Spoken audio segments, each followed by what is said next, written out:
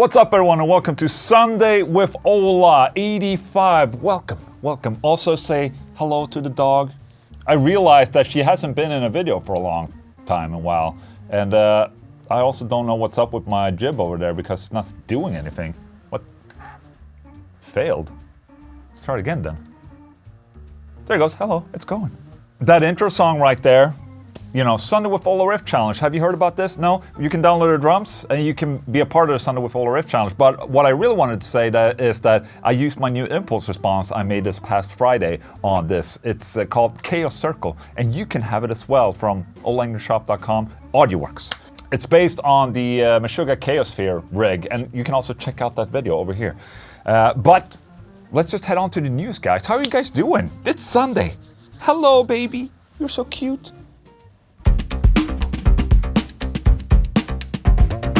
All right, I think the absolute biggest news that we heard this past week is that Dave Mustaine has now also an acoustic guitar, a signature acoustic guitar from Gibson. It's called the Dave Mustaine Songwriter, signed Ebony.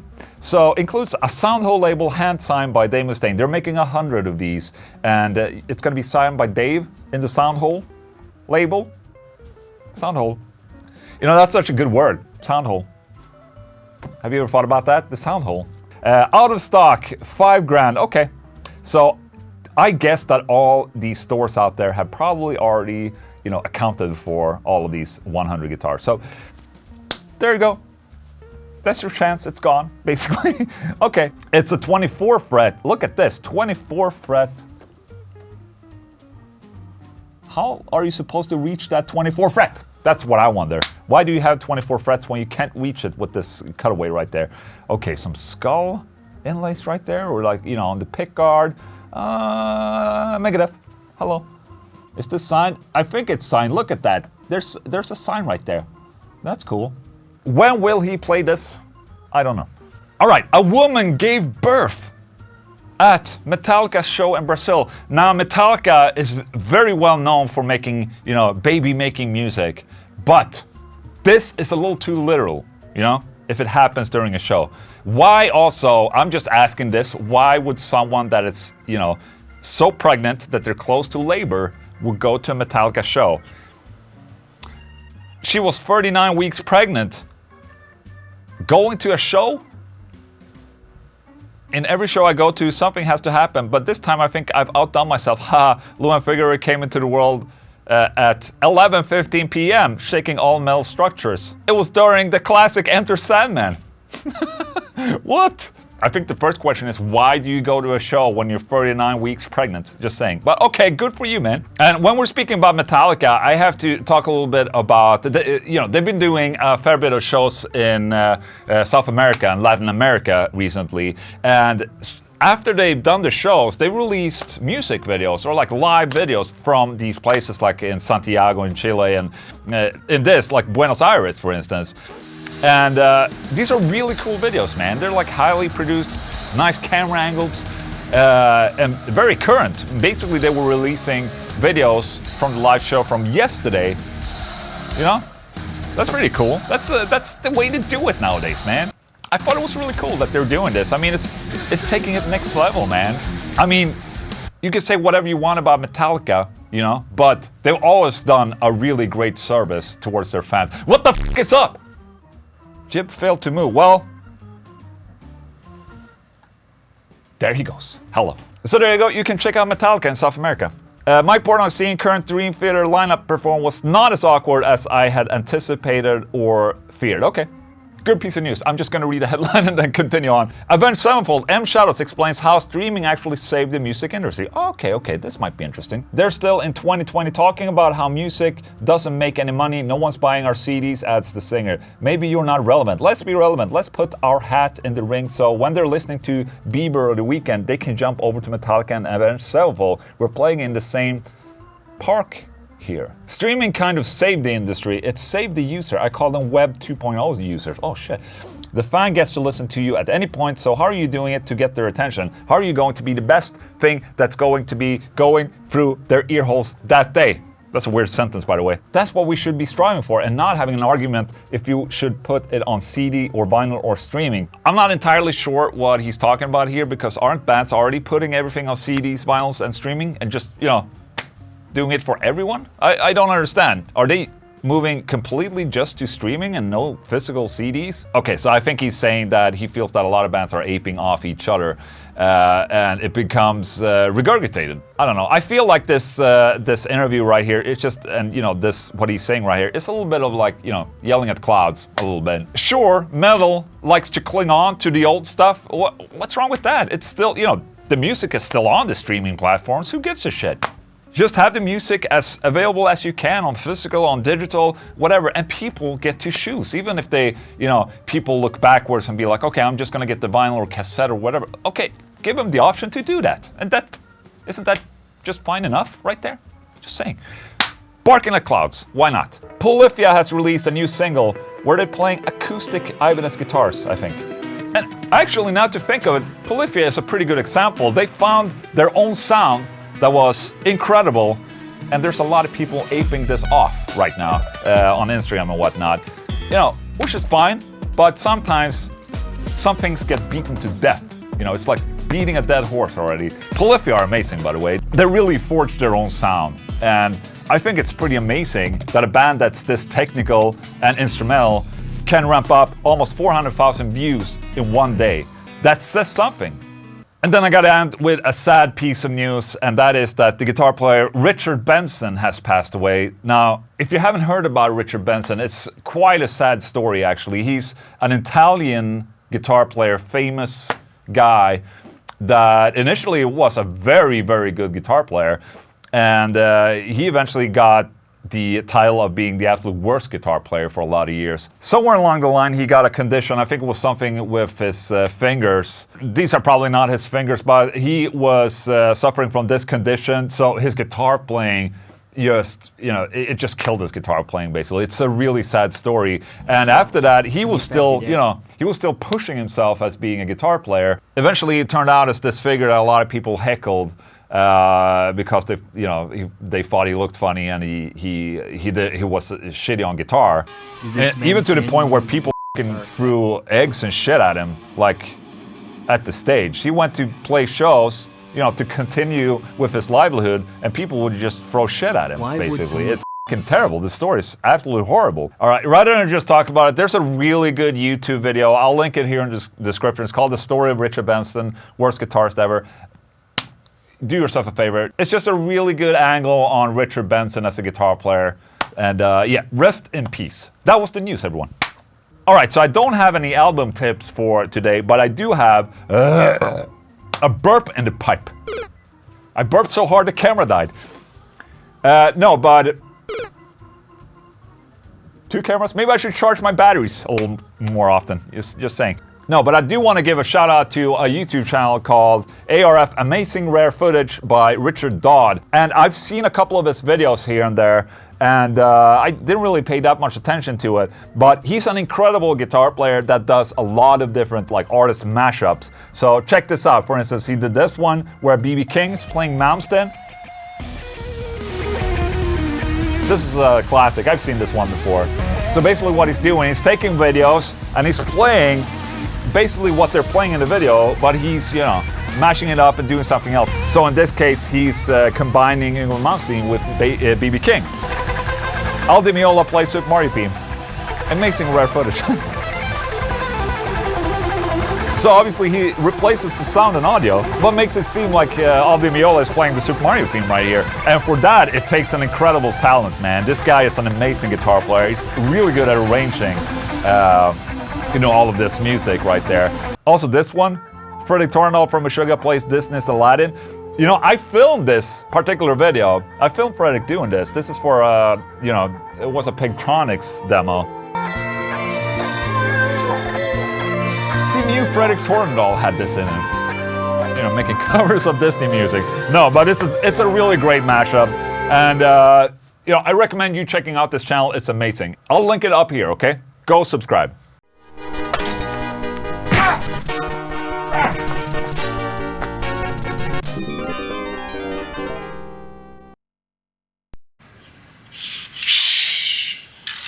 Unboxing with Ola. Remember last Swola? I purchased that Epiphone guitar. First Epiphone I've ever purchased. Well, it arrived yesterday. Let's just do an unboxing in this Swola. How quick is the delivery, man? Just saying. Prophecies like they're a little like high-spec Epiphone series. That's what I think it is, at least. It comes with a case, man. A side note there, I actually used to have a Prophecy. You did? Yeah. Was it good? It was really good for the price and everything. And is that what it is? Like a high-spec Epiphone, or? It had EMGs and locking tuners. So high-spec, yeah. Basically. Okay. Look at that. Hello. So you got a case for it, okay. Check it out, it says Jerry Cantrell. That's his name. All right, let's open this up. This is, this feels very plastic, by the way, this finish on this case. Look at the inlays. It's pretty cool, man. You know, I like the look. Look at this. Look that they match the finish of the Tune-o-matic bridge with the pickup. So it's basically a little brushed aluminum. So it's not completely chrome. It's brushed. Look at that. Rover locking tuners right there. I wasn't entirely sure where they were being made, but made in China. There you go. Oh, looks pretty good, man. You know, I'm comparing it to the only Gibson I have, which is the Dave Mustaine Gibson guitar. I mean, obviously this is not, you know, custom shop or anything like that. This feels more like a, you know, it's a production guitar. I can't see anything with it. It looks great. Oh, it also has a back binding. I didn't see that and didn't think about it, but it has a binding on the back too. Like these are really small things. I mean, the binding is a little weird looking at the horn right there. But other than that, I think it looks great. Let's plug it in. There you go. Battery, you need a battery. It's Fishman.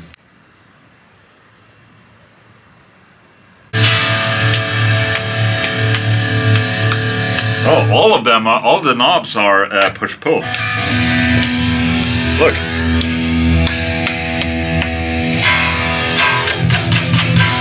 Let's crank it a little bit.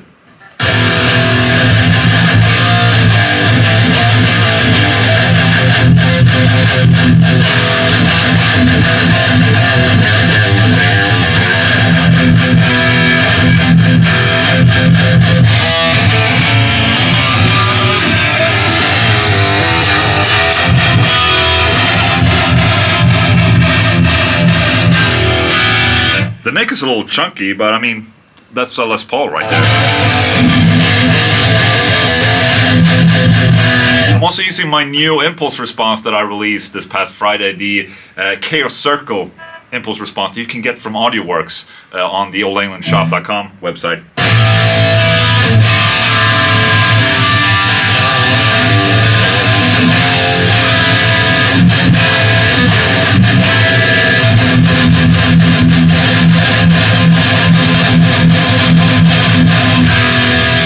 I really like the attention to detail when it comes to the matching of the knobs, the bridge, and the locking tuners. That they're not completely chrome, they're a little brushed is probably what it's called. Even the output is brushed. Look at that. So that's pretty cool. Obviously I'm gonna make a demo of this guitar, but here it is. A week later, ordered it in the last Sunday with Ola, and it came pretty quick. Look at this. JJ, Jerry Cantrell, guitar player of Alice in Chains, everyone. Cool.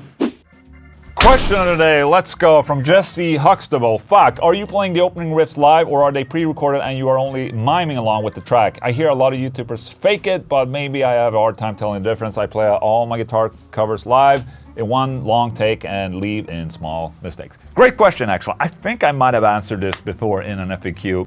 But yes, it is live. One of the tracks are live. Obviously, there's two guitar tracks. There's a left and a right and maybe a center guitar. And one of the guitars is what I'm playing in the intro there. It's live. I personally take pride in you know, doing live and not miming at all, even like in covers and whatnot, even though you do have the chance to fake it. So the way that I do it, if I'm doing a cover, for instance, and I want to record something, I just do so many takes. I mean, I record videotape, put the camera on record, then I do several takes until I find one that is good. So I get several takes, and then I just use the best one. It's basically like when you're recording something for an album, except you're doing it on camera at the same time. So just like you, I like to, you know, keep the mistakes in there because it makes it more honest. You know, I rather portray myself at the level I'm at right now, because otherwise people get expectations, or too high of expectations from my playing. And I don't want that, because, you know, I'm not the best guitar player in the world. You know, I can fake something on Instagram, but then if I go and play it live, you know, I have to be able to perform at the same level, no? So, you know, I rather, you know, play like shit, and then people expect shit. Does that make sense? That makes perfect sense, man. Thank you. That's it for Sunday with ORionVP for today. Before I leave, I forgot something. I'm sorry, that happens. But I wanted to show you something that we've done on the Solar website right now, because we've added samples. Now, samples is something that when we decide on what to have for like Solar Guitars production line, we're doing a sample, because usually we do mock-ups and we have an idea of a guitar and how it looks and what features and whatnot. And then when you get into reality, you try it out and you have to change some things and stuff like that. And that's why you have samples. So you order samples. And now, you know, we've had a lot of samples in our stock that we haven't really done anything with, but we decided to put them up for sale, because why not? You can get like a completely one-off guitar. If you go to the outlet store and you press samples like this, you get these. Wow, what is this, you might ask? Look at this, it's a gray guitar. No, it's not a gray guitar. You push it. All right, so here's a full, this is an alder body, but a full natural Solar A1.6, for instance, that you can get. This is a guitar that we decided not to do as a production line, but we tested it out, and you can get it now as a sample, which is pretty cool. It's a one-off, man. So there's plenty of these on, and there's going to be more added as well. Okay, so what is this? V1.6 BD Cannibalismo sample, black open pour distressed. Okay, so you can check the pictures. Oh yeah. Okay, it's one of those tests that we did a black body with red blood. So this particular sample right here didn't turn out exactly how we wanted it to turn out. So, but you know, you can get it, and you have one off like that, like it's the only guitar that looks like this in the setup. So just a little, okay, samples from solarguitars.com. Thank you. Sunday with Ola Riff Challenge, dudes. You guys are amazing. You know, these live streams that I'm doing on Mondays are really, they're really inspirational, man. You guys are acing it right now. And I see a lot of new contenders that are doing their first ever SWOLA Riff Challenge.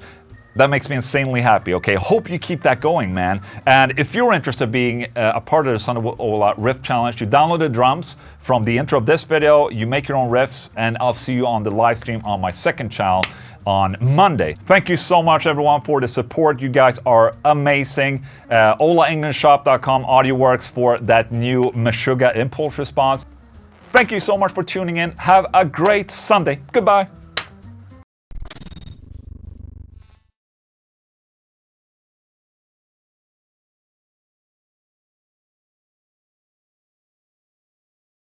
So I woke up this morning to the shocking news that Trevor of the Black Dahlia murder has passed away. I saw the post from on the official Black Dahlia murder Instagram. I don't know what to say, man. I'm in shock right now.